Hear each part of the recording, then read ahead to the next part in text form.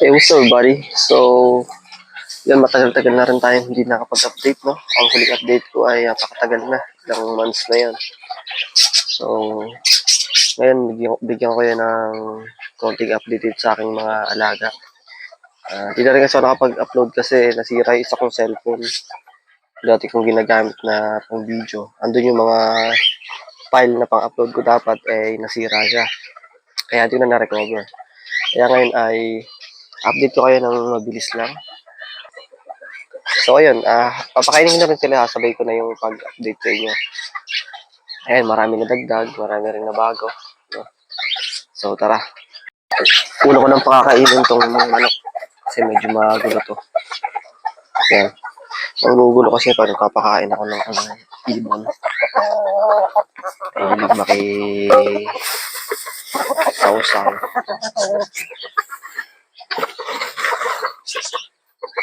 Itong manok na to, sa ano ko to? Sa papa ko. Kay papa. Ay, may itlog na rin yan. Pinalit siya nung Brahma. May Brahma kasi kami nung nakaraan. Ano, isang pares. So, yan, pinalit. Para mapakinabangan kasi yung Brahma. Naks, kumain. Sayang lang. Naka-display lang naman. So, yan, ito yung si Rama ko. Mamaya, introduce ko siya sa inyo. Kaya sa aking bowl. Yung pagkain. Yan. Pagkain natin gamit ay cannery mix.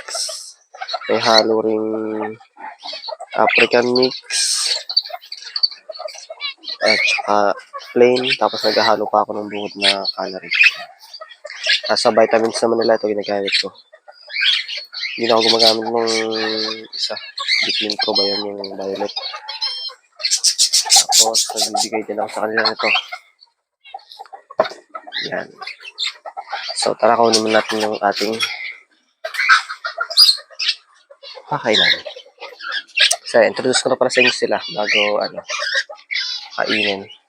So ito yung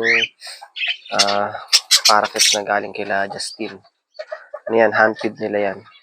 Yan, kaso nung naparisan medyo masakit na siyang kagaya ng dati. Yan, ito naman. Yan, paanak na yan. Pang-apat yata yan na clutch or pangatlo. Isa lang napisa. Yan, mga unang kapatid niya na yan. Yung isa na yan. Tapos yung parents niya ngayon may itlog na. Tapos ayun, sa kapatid niya yan.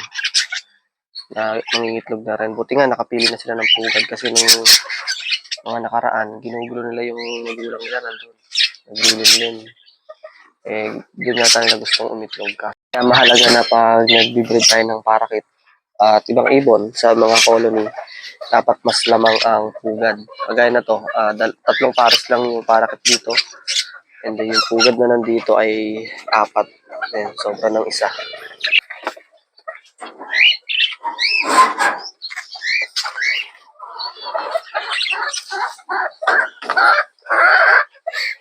Ayan. So, yun yung parents yung parakeet. Ayan.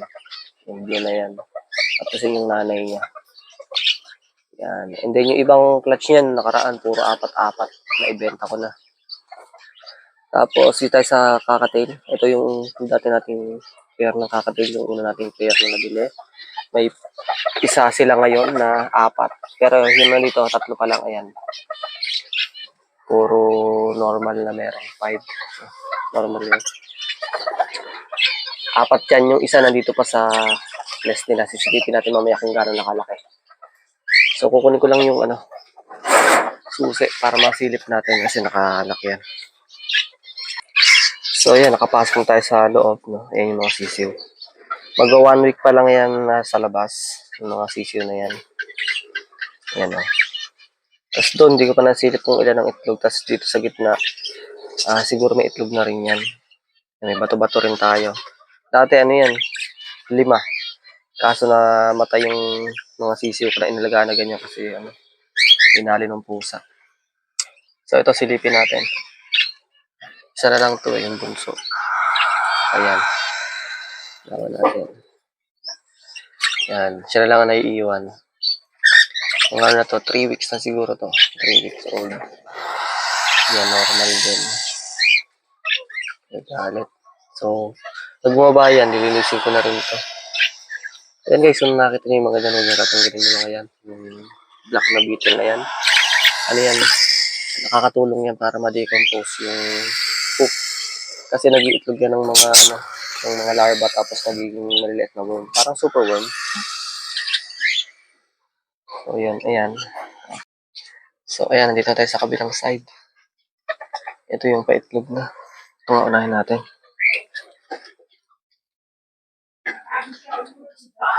Wala pa. Paitlog pa lang. Andito yung breeder ng isa. Parita rin natin yung pala. Ito, hindi ko alam kung ilan. So, ayan. Mukha na mga fertile. Pag matagal ka na nag-iipon, minsan malalaman mo kung fertile yung itlog at hindi mo siya i-candle. Pag medyo mga madark na ganyan, ayan. So, mukha namang marami. Pero yung huling itlog niya, 6.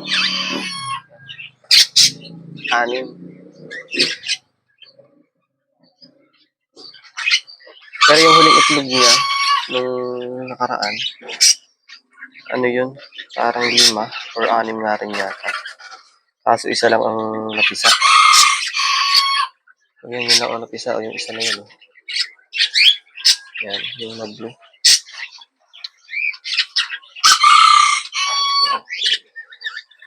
So, tara doon naman tayo sa iba. Dito naman tayo sa kabila, no?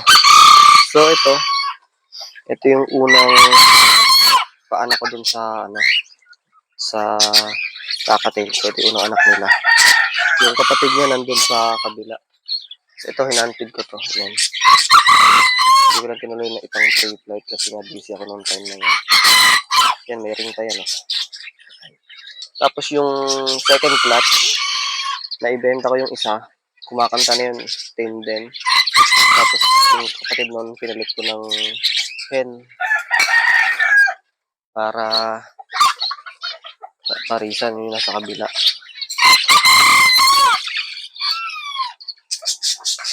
Ito naman, may kukunin ako ngayong kapares na to. Dun sa kaibigan ko. Ito, tame nga rin pala yan. Ito yung kakatil ng GF ko. Yan. Si Siri. Marami na rin nakanta yan. Maarte lang, ayaw nagkakahawak. So yan, pakainin ko muna ibang pinches bago ko sa inyo i-introduce na para labas din sila ng mga pugad nila.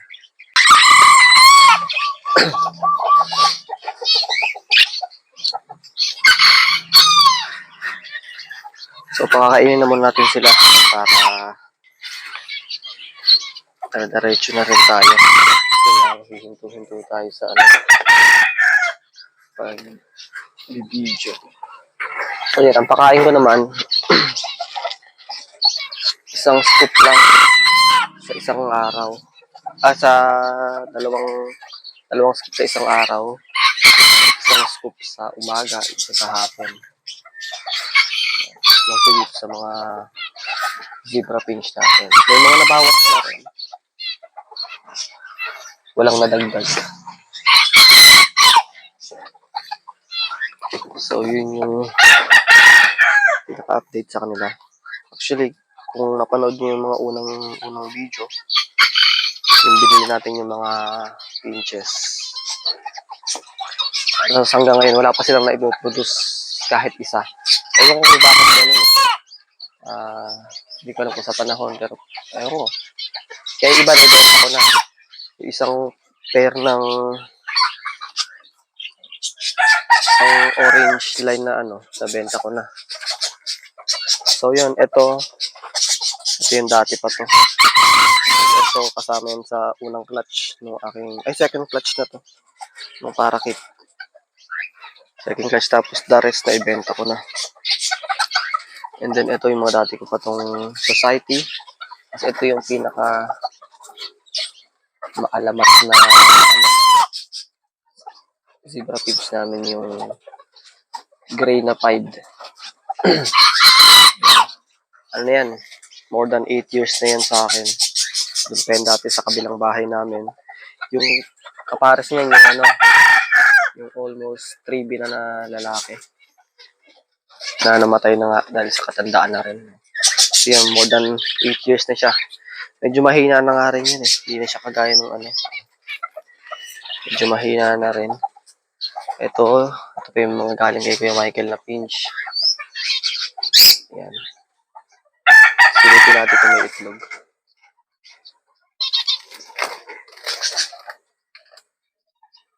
So yun, wala. Pero nung nakaraan may itlog sila. Ito lang. Parang past 2 weeks may itlog sila, may sisiw rin. Try ko ilagay sa video kung nandito pa. Ang problema lang, nilalanggam. Kaya nakaraan naglagay ako dyan ng, ano ba yung seeder? Para siyang pang taniman eh. Pang vegetable siya na powder. Pamatay ng insect. Yun, gumagana naman. Ngayon ko konti na ilanggam. Ito yung aking black chick pear. Ito bago na to. Namatay na kasi yung yung kapares nung isa kong 5. Pinag-stop ko na lang yan. Ito na yung bago na buong pear yan. Ano to? BC split BB na kak. Tapos BC na black chick. BC na 5. Dito naman ito yung dati pa nating pinch. Yung 5 yan, 5. Yung kapares niya nasa taas, may itlog na yata. Bilang sinisilip. Kasi napansin ko, hindi sila kagaya dati kong na anytime silipin. Ito, noong mga nakaraan kasi nakapagpapaitlog naman ako. Kaya sabi ko, bakit hindi sila nakapagpalabas? Kasi pag sinisilip ko, mga ilang araw lang, hinuhulog nila yung itlog nila. Yung dati ko kasing pinsa na silang mayat-maya silip. Kaya nga, hindi ko na sila ini-storbo masyado. Ito naman yung gold dyan. Yan lang ang natira sa gold dyan ko. Yan, hindi ko alam kung na-vlog ko na dati kung anong nangyari. No, pero ang nangyari, dinadaga dati. Sa dami kong pinch na yan dati, no, dinadaga sila, tapos ang dinadali lang nila, yung gold dyan. Sobrang galing pumili ng mga daga na yun. No? Parang 3 gabi yun. Gabi-gabi, dinadali lang isa-isa. Hanggang ito na tira. Buti itong tinira lang. Yung isa sa favorite ko na gold dyan, yung dilute. Then the rest, dinagana. Pati yung hinanpid ko na gold dyan. Pwede nyo tinan yun sa mga previous post ko. May gold dyan ako dating hinanpid from siya, wala pa siyang balahibo. Then napalaki ko. Napaitlog ko actually. Nakakapagpapisa rin kaso hindi na mabuhay. So yun, ito naman yung Isabel pear. Kutob ko may itlog na rin lagi nang nasa loob. Yung isa. Yung kasi isa sa palatandaan na pwede natin i-check. Pag laging isa lang ang nasa labas at salit-salitan lang sila, possible may itlog yun. Hindi ko lang sinisilip kasi nga, yung huli kong sinisilip, may itlog kaso hinuhulog nila. Then ito pa yung dati kong pair ng ano ba to? Napalitan na yung hen na to. Yung hen na to, ito pa yung paanak ko sa may 8 years old na pinch, no. Yung kapatid niyan dinagaren, sayang. Yun yung 3B na hen. Ito namang kak na to, may black chick na pon, black chick pon. Ayan, may ring din yan. Tapos dito sa taas, ito yung BCBB na light back. BCBB light back. Na may 5 din. Ayan. Mukhang may itlog na rin. Kasi ito lang sila nag-nesting. Naglagay ako ng mga nesting na yan. Kaya malago yung ugad nila. Kung ano may itlog na, ayan. And then ito naman yung pang orange natin, no. Pang orange natin yan. Yan. BB split OB yata nakak. And then yung kapares niya ay hindi ko ma-ID, nakalimutan ko na. So yung isang pair niyan, dati 2 pair kasi yan, 2 pair ng BB split OB, tapos 2 pair din ng black chip. Binenta ko isang pair na yon kasi nga hindi sila nagpo-produce dati. So ngayon, nantay ko lang na may mag-iyak na sisiw.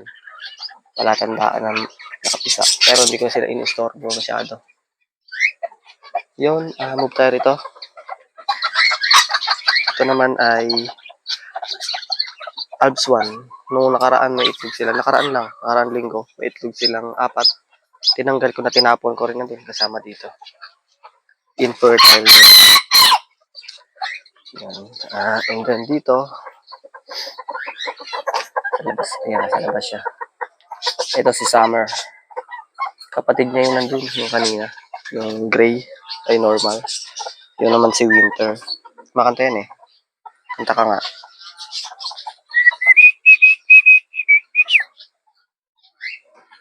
Dali, kanta.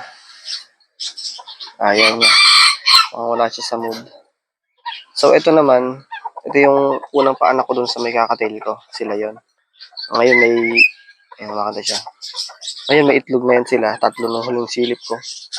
Ngayon, di ko lang alam kung ilang itlog na nila. So, papakainin ko muna para kung bababa yung hen. Kasi silip natin yung pugad. Ito, ano to? Tame yan. Hinahuntid ko yan dati sila. Kasi nasabik na ako sa pag-huntid.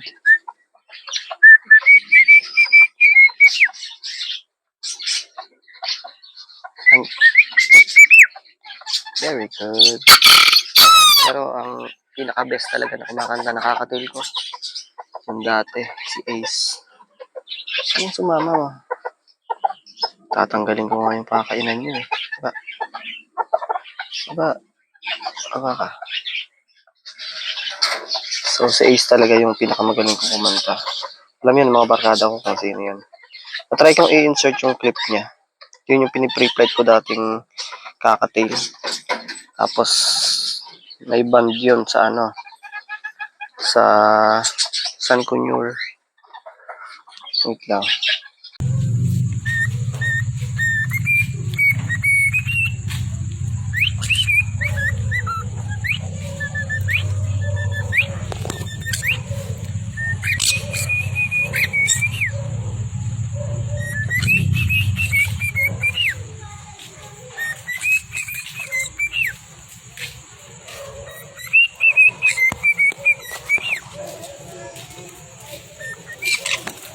So, ayan. Silipin natin. Yung babae na doon sa pugad. Ayan. Silipin natin. Huli kong silip. 4 ang itlog.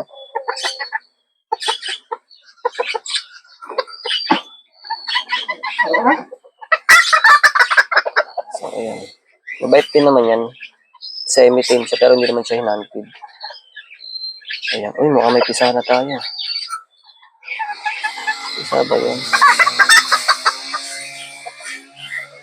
Ako mukhang may pisa ah. Ayan, nasabay pa sa nagchichenso sa kapitbahay. Oo, may pisa na nga. Namali pala ako ng bilang. Ang bilang ko kasi, mapipisayan sa ano pa.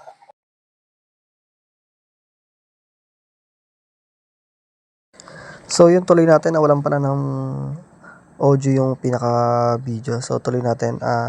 Yung nakita nating itlog kanina, hindi pala siya na pisa. Nalaman ko na nabasag pala ito dahil nga sabi ko parang mali ka ako ang bilang ko. Which is dapat mapipisa yung itlog sa January 2 pa ng 2026. Which is ngayon ay 2024 pa lang, no? Gawin 25 kinabukasan. So yun, tapos nalaman ko na may nalaglag rin palang itlog dito na isa. So ito, papakita ko sa inyo. So ayan, bigla ko napansin na meron ditong itlog na nalaglag, no? At may basag din siya, pero parang iba pa siya sa itlog na nakita natin sa pugad na shell na lang. So ayan, kukunat siya dito para makita natin ng malapitan. So ayan, kukunat dito yung itlog na nakita kong basag, no? So meron siyang butas na yun yung naging sanay ng kanyang pagkabasag siguro. Kaya rin binaba ng parents yung itlog dito.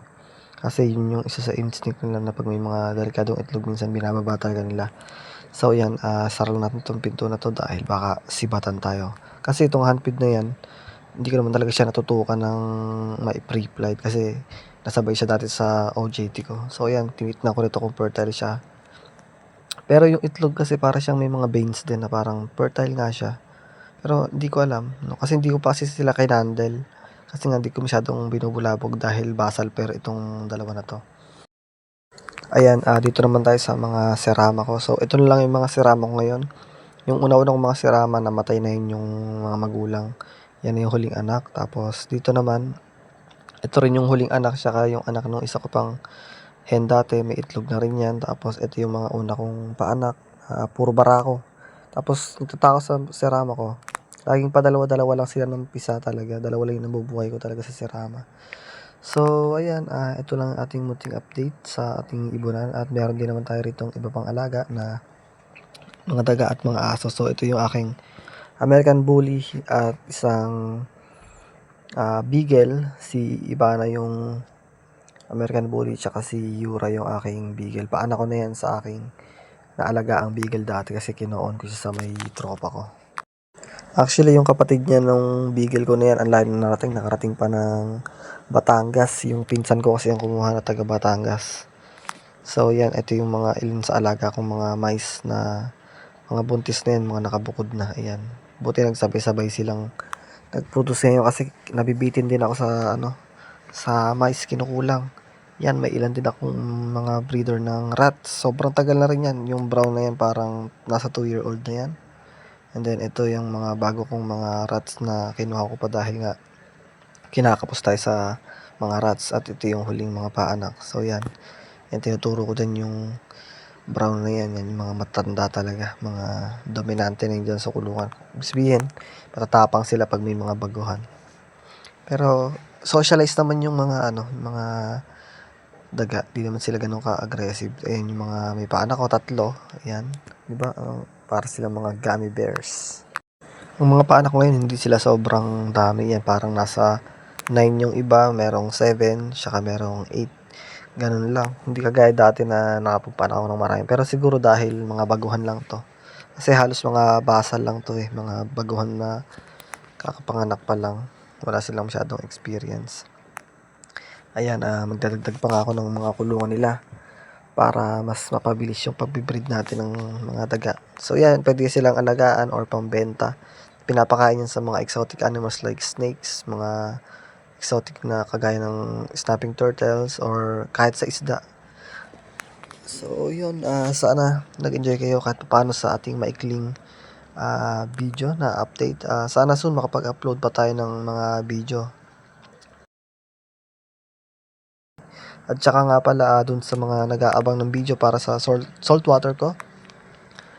Yes, meron pa tayong saltwater at running na siya for about 2 years na mahigit, no. So, ito lalagay ko yung isa kong account kasi hindi na ako nagpo-post masyado dito sa YouTube nung aking saltwater. Ito yung account ko sa TikTok, pwede nyo siyang i-follow, no. Pwede kayo mag-follow diyan, pwede kayo manood. So, yan yung update sa aking aquarium, diyan lang ako nagpo-post tungkol sa aking saltwater. So, yun lang. Sana nag-enjoy kayo. Maraming salamat sa inyong panonood and God bless.